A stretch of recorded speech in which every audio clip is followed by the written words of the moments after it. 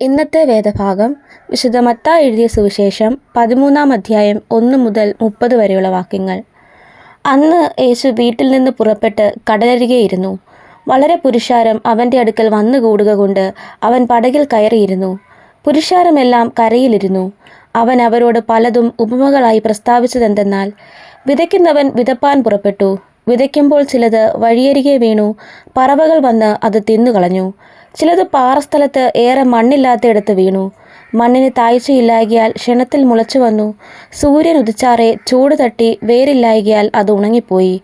മറ്റു ചിലത് മുള്ളിനിടയിൽ വീണു. മുള്ളു മുളച്ചു വളർന്ന് അതിനെ ഞെരുക്കിക്കളഞ്ഞു. മറ്റു ചിലത് നല്ല നിലത്ത് വീണു. 100, 60, 30 മേനിയായി വിളഞ്ഞു. ചെവിയുള്ളവൻ കേൾക്കട്ടെ. പിന്നെ ശിഷ്യന്മാർ അടുക്കൽ വന്ന് അവരോട് ഉപമകളായി സംസാരിക്കുന്നത് എന്ത് എന്ന് അവനോട് ചോദിച്ചു.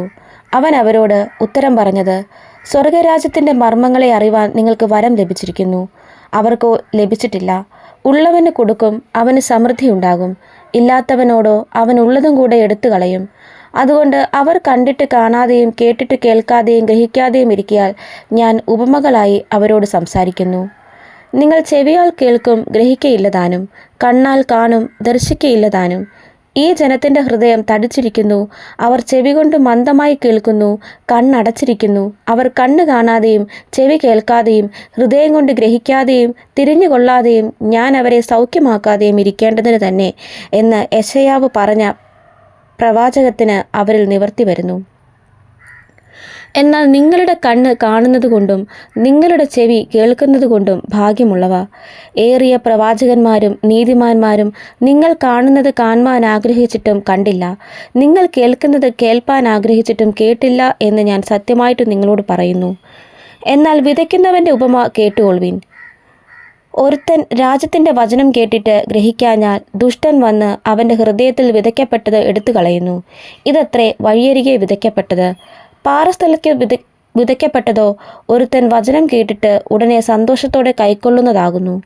എങ്കിലും വേരില്ലാതിരിക്കയാൽ അവൻ ക്ഷണികനത്രേ. വചനം നിമിത്തം ഞെരുക്കമോ ഉപദ്രവമോ നേരിട്ടാൽ അവൻ ക്ഷണത്തിൽ ഇടറിപ്പോകുന്നു. മുള്ളിനിടയിൽ വിതയ്ക്കപ്പെട്ടതോ ഒരുത്തൻ വചനം കേൾക്കുന്നുവെങ്കിലും ഈ ലോകത്തിൻ്റെ ചിന്തയും ധനത്തിൻ്റെ വഞ്ചനയും വചനത്തെ ഞെരുക്കിയിട്ട് നിഷ്ഫലനായി തീരുന്നതാകുന്നു. നല്ല നിലത്ത് വിതയ്ക്കപ്പെട്ടതോ ഒരുത്തൻ വചനം കേട്ട് ഗ്രഹിക്കുന്നതാകുന്നു.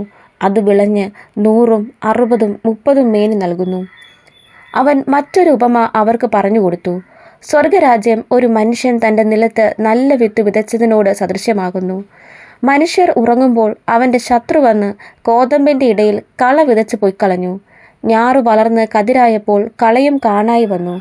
അപ്പോൾ വീട്ടുടയവൻ്റെ ദാസന്മാർ അവൻ്റെ അടുക്കൽ ചെന്ന്, യജമാനനെ, വയലിൽ നല്ല വിത്തല്ലയോ വിതച്ചത്, പിന്നെ കള എവിടെ നിന്ന് വന്നു എന്ന് ചോദിച്ചു. ഇത് ശത്രു ചെയ്തതാകുന്നു എന്ന് അവൻ അവരോട് പറഞ്ഞു. ഞങ്ങൾ പോയി അത് പറിച്ചു കൂട്ടുവാൻ സമ്മതമുണ്ടോ എന്ന് ദാസന്മാർ അവനോട് ചോദിച്ചു.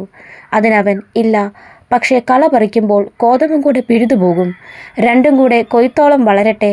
കൊയ്ത്തുകാലത്ത് ഞാൻ കൊയ്യുന്നവരോട് മുമ്പേ കള പറിച്ചു കൂട്ടി ചുട്ടുകളയേണ്ടതിന് കെട്ടുകളായി കെട്ടുവാനും കോതമ്പ് എൻ്റെ കളപ്പുരയിൽ കൂട്ടിവയ്പ്പാനും കൽപ്പിക്കും എന്ന് പറഞ്ഞു.